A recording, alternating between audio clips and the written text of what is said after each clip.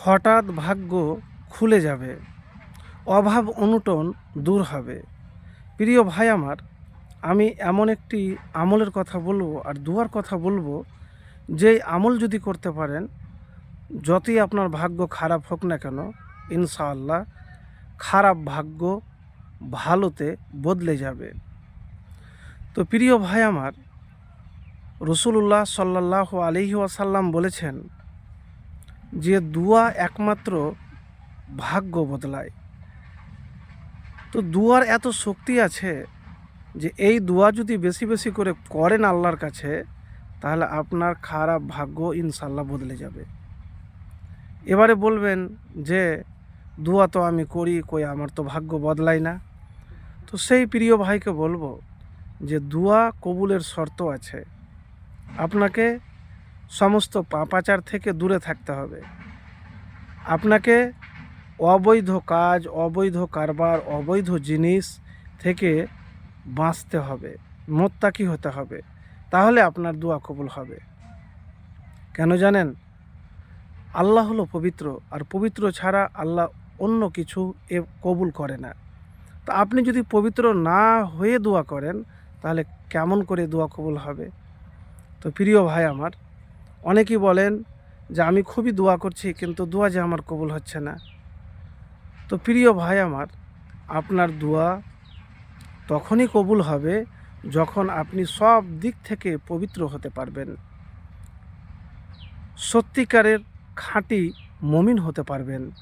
তো প্রিয় ভাই, আপনি বাংলা ভাষা তো দোয়া করতে পারেন, বা যে কোনো ভাষাতেই দোয়া করতে পারেন, আপনার যে ভাষা আছে। আর হাদিসের এই দোয়াটিও পাঠ করতে বেশি বেশি করে করতে পারেন।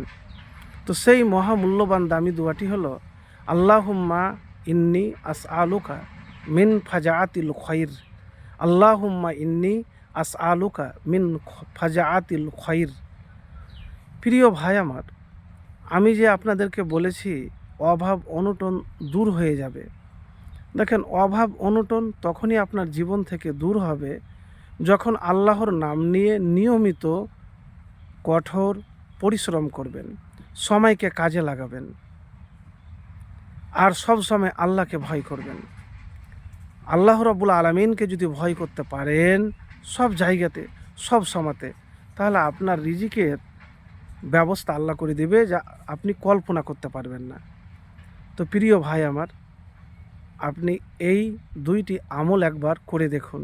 এই দোয়া, আল্লাহুম্মা ইন্নি আসআলুকা মিন ফাজাআতিল খায়র, আপনি বেশি বেশি করে পড়ুন, আর আল্লাহকে ভয় করুন। যখনই কাজ করবেন আল্লাহর নাম নিয়ে করবেন, আল্লাহর প্রতি ভরসা রেখে করবেন। হয়তো মুখে বলা সহজ, কিন্তু বাস্তবে পালন করা খুব কঠিন। তো প্রিয় ভাই আমার, এই আমল যদি করতে পারেন, হতে পারে আপনার হঠাৎ দ্রুত ভাগ্য বদলে যাবে, সমস্ত অভাব অনটন দূর হয়ে যাবে। চাওয়াটা যদি আল্লাহর কাছে থাকে, পাওয়াটাও সুনিশ্চিত, আল্লাহ দিবেনই। তো প্রিয় ভাই আমার, অনেকেই বলে আমি দোয়া করে করে ক্লান্ত হয়ে গিয়েছি, আমি পারছি না আর।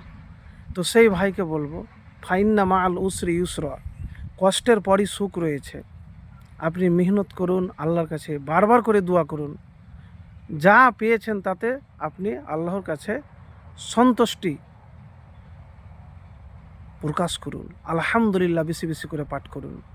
তো প্রিয় ভাই আমার, আল্লাহকে যদি ভয় করতে পারেন সত্যিকারের জীবনে, তাহলে আপনার অভাব অনটন দূর হয়ে যাবে।